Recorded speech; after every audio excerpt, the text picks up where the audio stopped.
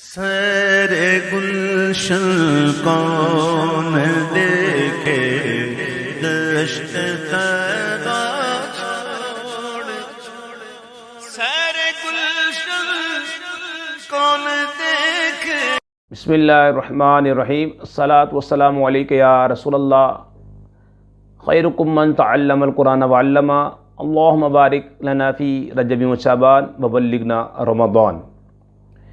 تین قسم کے بدبخت حضرت سیدنا جابر بن عبداللہ رضی اللہ تعالیٰ عنہ سے مروی ہے کہ سرکار مدینہ صلی اللہ تعالیٰ علیہ وآلہ وسلم کا فرمان عبرت نشان ہے۔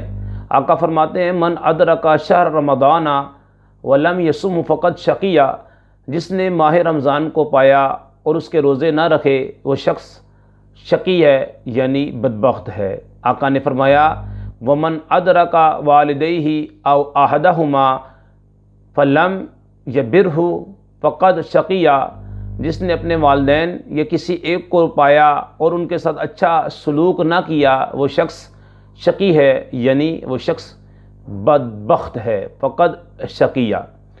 آقا نے فرمایا ومن ذکرت عندہ فلم یصلی علیہ فقد شقیہ، اور جس کے پاس میرا ذکر ہوا اور اس نے مجھ پر درود نہ پڑھا وہ بھی شقی ہے، یعنی بدبخت ہے۔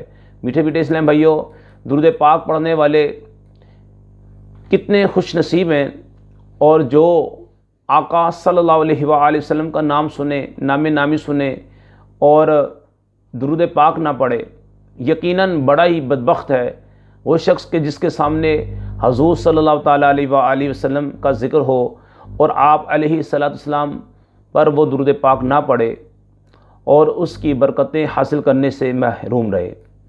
جبکہ درود پاک پڑھنے والا کس قدر خوش نصیب ہے کہ اللہ پاک کی بے انتہا رحمتوں کا نزول ہوتا ہے۔ چنانچہ حضرت امام سخاوی رحمۃ اللہ تعالیٰ علیہ فرماتے ہیں کہ سرکار دو عالم صلی اللہ تعالیٰ علیہ وآلہ وسلم کا فرمان عالی شان ہے من صلی علیہ صلاۃ واحدۃ صلی اللہ علیہ عشرہ۔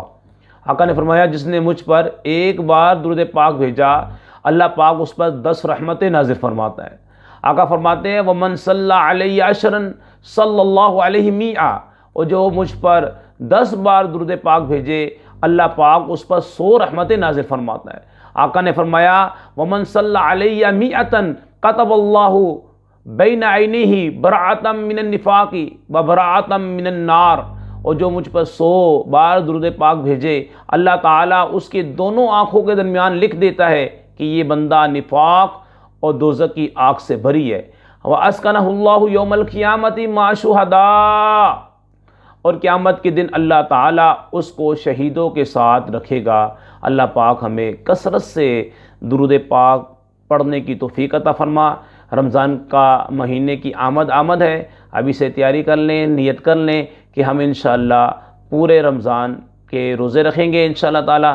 اللہ پاک ہمارے گناہوں کو معاف فرمائے اور نبی علیہ السلام پر ہمیں زیادہ سے زیادہ درود پاک پڑھنے کی توفیق عطا فرمائے۔